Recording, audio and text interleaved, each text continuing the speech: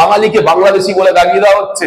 আর যত বাঙালিকে বাংলাদেশি বলে দাগিয়ে দেওয়া হবে, বাঙালি তত সংকুচিত হবে, বাঙালি ভয় পাবে, বাঙালি নিজের মুখের ভাষা হারিয়ে ফেলবে। তারা ভাববে আমি হিন্দিভাষী হলে পরিচয় দিলে, যেটা আসামে হয়েছে সেরকম ভাবেই হবে, বাঙালি তার অস্তিত্ব হারিয়ে ফেলবে। আজ থেকে 50 বছর বাদে হয়তো বাঙালি মিউজিয়ামে স্থান নেবে। তাই আমি বারবার করে বলি, সাংবিধানিক যে সংকট তৈরি হয়েছে, যেসব রাজ্যগুলো এইসব কাণ্ডগুলো ঘটাচ্ছে, আমরা কি অপেক্ষা করবো নাকি যে কবে ডাবল ইঞ্জিন সরকার চলে যাবে তারপর পরিস্থিতি স্বাভাবিক হবে? কখনো না। মাননীয় কাছে আমার এটা দাবি, বা প্রত্যেকটি রাজনৈতিক দল, তারা, আমি জানি না তারা আদৌ জাতীয়তাবাদী না জাতীয়তাবাদীর মুখোশ পরে থাকে, প্রত্যেকটি রাজনৈতিক দল বলছি আমি বিজেপিকে বাইরে রাখলাম, বলতে বাধ্য হচ্ছি, কারণ বিজেপি কেন জানি না যখনই ক্ষমতায় আসে তখনই আমাদের রাজ্যে খুব বাঙালি প্রীতি দেখায়, কিন্তু যখন তারা বাইরের রাজ্যগুলো, নিজের রাজ্যগুলোতে থাকে, সেখানে একটা অদ্ভুত বাঙালি বিদ্বেষী বাতাবরণ গড়ে তোলে। সেখানকার অধিবাসীদের বাধ্য করে বা এটা বোঝানোর চেষ্টা করে যে বাঙালি মানেই বাংলাদেশি।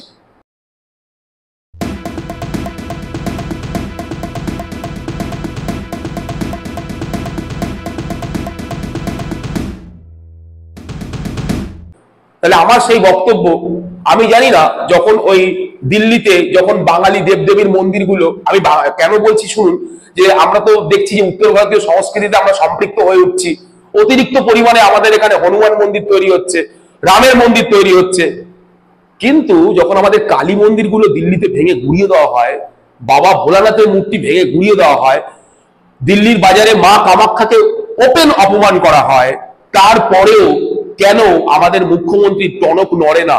তিনি কেন প্রশাসনিকভাবে, কঠোরভাবে প্রশাসনিক ক্ষেত্রে কেন হস্তক্ষেপ করেন না?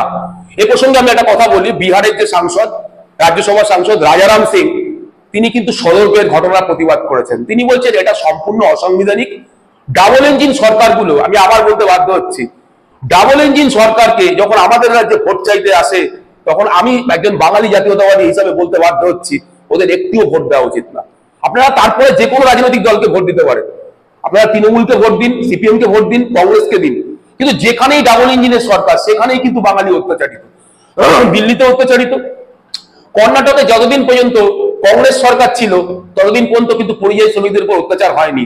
যেই ডাবল ইঞ্জিন সরকার এলো তখন পলাশ অধিকারী, শুক্লা অধিকারী, আদি অধিকারীকে দাগিয়ে দেওয়া হয়েছিল বাংলাদেশি বলে। আবার যখন পরে সিদ্ধারামাইয়ার সরকার এলো তখন তো আবার তারা ভারতীয় হয়ে গেল। এই যে মুর্শিদাবাদ, তারপরে মালদা, মোথাবাড়ি, মুর্শিদাবাদের শামসেরগঞ্জ, সুটি, ধুলিয়ানে যে দাঙ্গা হয়ে গেল, আমি কিন্তু বলছি এর পেছনেও ক্রোনোলজি আছে। এই দাঙ্গাগুলো কিন্তু লাগানো হচ্ছে।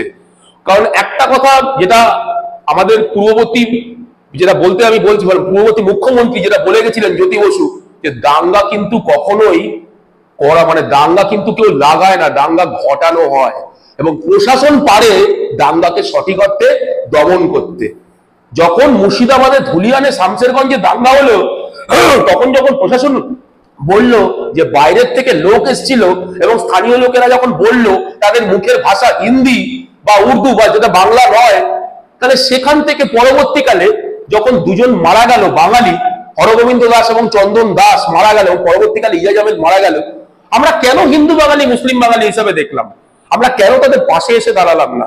আজকে যখন পরিযায়ী শ্রমিক হয়ে যাচ্ছে, খুব বড় বড় করে তাদের ফিরিয়ে আনার কৃতিত্ব নিচ্ছে, কেউ বিজেপি নিচ্ছে বা সিপিএম বা কংগ্রেস বা তৃণমূল, কিন্তু কেউ কি দাবি করছে যে আর তোদের ফিরে যেতে হবে না, এইখানেই তোদের কাজ দেব, মিউনিসিপ্যালিটিতে কাজ দেব, তোদের এখানে রাস্তাঘাটে বসিয়ে দেব, তোদের এখানে হকারি স্পট করে দেব, তোমাদের এখানে আমরা টোটো লাইন, অটো লাইনে অন্যের সংস্থানের ব্যবস্থা করে দেব, কারখানায় কাজ করব। আজকে যখন কারখানায় যাই তখন আমরা কি দেখি? আমরা তো দেখি যত লজিস্টিক হাবগুলো, যত অশোকনগর হাবড়া তেল, বা যখন আমরা আরো বড় বড় কাজ বন্দর, বিভিন্ন যে কারখানা হচ্ছে, আমাদের যে 37টা যে পার্ক তৈরি হয়েছে, শিল্পায়নের যে পার্ক তৈরি হয়েছে, সেই পার্কগুলোতে লক্ষ লক্ষ কর্মসংস্থান হয়েছে। দুঃখের বিষয়, এটা বারবার করে বিভিন্ন জাতীয়তাবাদী সংগঠন, বাঙালি জাতীয়তাবাদী সংগঠন তারা দেখিয়েছে, এবং আমাদের জাতীয়তাবাদী সংগঠনের যে প্রাণপুরুষ, নিউরো সায়েন্সের যে অধ্যাপক, সারা বিশ্বে যার গবেষণা স্বীকৃত পাচ্ছে, সেই প্রফেসর গর্গ চ্যাটার্জি কিন্তু নিজে গিয়ে দেখিয়ে দিয়েছেন, এবং সেই সঙ্গে সাংগঠনিক সম্পাদক ছিলেন কৌশিক মাইতি, এবং তার সাথে ছিলেন আমাদের বিভিন্ন মানে কর্মকর্তা ছিলেন, তারা গিয়ে দেখিয়ে দিয়েছে যে শাহিন ছিলেন, তারা গিয়ে দেখিয়ে দিয়েছে অশোকনগর হাবড়াতে। এর সঙ্গে আমরাও গেছিলাম। আমি এবং সমীরণ বাবু গেছিলাম, ব্যক্তিগতভাবে গিয়ে দেখেছিলাম কিভাবে সম্ভাবনাগুলোকে অঙ্কুরে বিনষ্ট করে দেওয়া হচ্ছে, কিভাবে কাজগুলোকে দেশওয়ালি ভাই ডেকে আনছে।